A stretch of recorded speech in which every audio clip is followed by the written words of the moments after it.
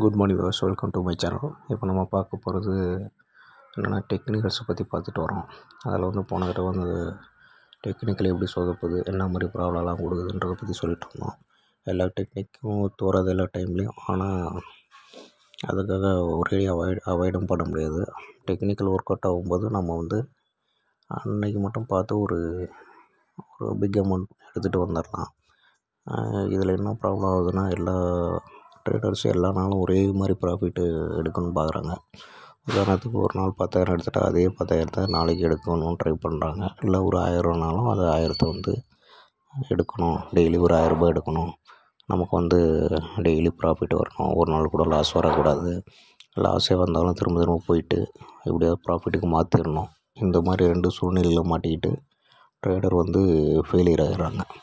இது ஒரு பிஸ்னஸாக பார்த்தீங்கன்னா உங்களுக்கு ஃபெயிலியர் வராது.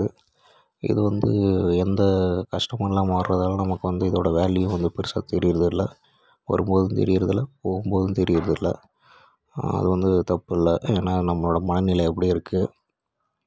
உதாரணத்துக்கு என்ன சொல்கிறேன்னா, இன்ட்ராடே பண்ணலாம். லாஸ் குறைச்சி பண்ணுற மாதிரி பார்த்துக்கணும். எல்லா நாளும் ப்ராஃபிட் எதிர்பார்க்கக்கூடாது. எல்லா நாளும் ஒரே மாதிரி ப்ராஃபிட் எதிர்பார்க்கக்கூடாது.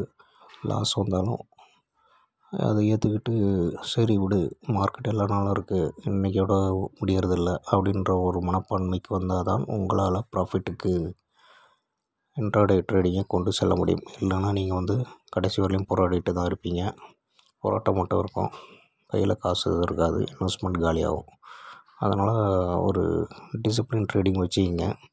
டிசிப்ளின் ட்ரேடிங்னால் என்னென்னு கேட்டிங்கன்னா, கரெக்டாக ஒரு என்ட்ரி கொடுத்து கரெக்டாக ப்ராஃபிட் புக் பண்ணிட்டு கரெக்டாக லாஸும் புக் பண்ண தெரியணும். மார்க்கெட்டில் ப்ராஃபிட் புக் பண்ண தெரியுதோ இல்லையோ, கரெக்டான இடத்துல லாஸ் புக் பண்ண தெரியணும். என்னடா இது லாஸ் புக் பண்ண தெரியணுன்றான்னா, என்னென்னா நம்ம மனநிலைக்கு பொறுத்தவரையிலையும் நமக்கு என்ன பண்ணுவோம், ப்ராஃபிட் வந்தால் நம்ம எவ்வளோ நேரம் வேணால் வெயிட் பண்ண மாட்டோம். ஒரு 1000 1500 2000 நம்ம அவசரப்பட்டு புக் பண்ணிட்டு வெளில வர ட்ரை பண்ணுவோம். ஆனால் லாஸ் வந்தால் அதை வச்சுக்கிட்டு ட்ரை பண்ணிக்கிட்டே இருப்போம். திரும்ப ரெக்கவர் ஆகிடும், திரும்ப லாஸ்லேருந்து வெளில வரணும் அப்படின்ற மனப்பான்லேயே உட்காந்துருப்போம். நம்ம வச்சுருக்க மார்க்கெட்டு நமக்கு எகென்ஸ்டாக போயிட்டு லாஸை கொண்டு வந்துடும். அதனால் உங்களுக்கு லாஸும் புக் பண்ணிக்கணும். நீங்கள் ஆர்டர் போடும்போதே எதுக்காக இந்த ஆர்டர் போடுறோம், இந்த ஆர்டர் போட்டால் நமக்கு எவ்வளோ லாஸ் வரும், எவ்வளோ ப்ராஃபிட் ஆகும், எவ்வளோ ப்ராஃபிட்டில் வெளில வரணும், எவ்வளோ லாஸில் வெளில வரணுன்றதை பற்றி நீங்கள் தெரிஞ்சுக்கணும். அது கற்றுக்கிட்டிங்கன்னா தான் உங்களுக்கு டெக்னிக்கல் கரெக்டாக ஒத்து வர மாதிரி தெரியும். இது ஃபாலோ பண்ணாமல் நீங்கள் எந்த டெக்னிக் ஃபாலோ பண்ணாலும் உங்களால் ப்ராஃபிட் நிச்சயம் எடுக்க முடியாது. இது என்னோடய அனுபவத்தில் சொல்கிறேன். உங்களுக்கு ஏதாவது அனுபவம் இருந்தால் சொல்லுங்கள், என்னோடய கமெண்டில் தெரிவிங்க. எனக்கு தெரிஞ்ச டெக்னிக்கில் நான் ரெகுலராக ஒரு வீடியோ டெய்லி போடலான்னு இருக்கேன். பார்த்து பயன்பெறுங்கள். இதில் ஏதாவது தவறு இருந்தால் கமெண்டில் தெரிவிக்கவும். இதில் ஏதாவது கரெக்ஷன் இருந்தாலும் கமெண்டில் சொல்லுங்கள். உங்களுக்கு இந்த வீடியோ பிடிச்சிருந்தால் லைக் பண்ணுங்கள். இப்போ நம்ம டெக்னிக்கலை பற்றி பார்க்க போகலாம் வாங்க.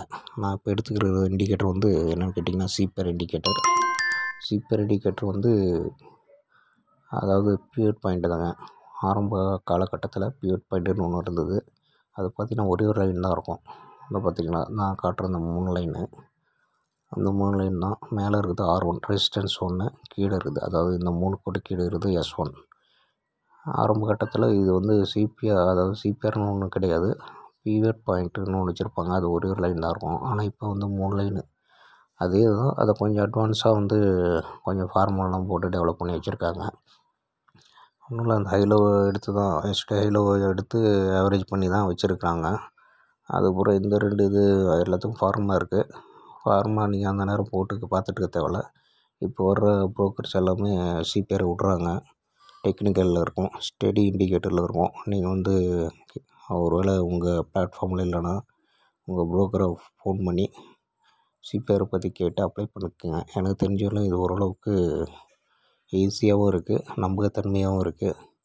ஒரு 60-70% நம்பி ட்ரேட் எடுக்கலாம். ப்ராஃபிட் வரத்துக்கு அதிக வாய்ப்பு இருக்கிறது.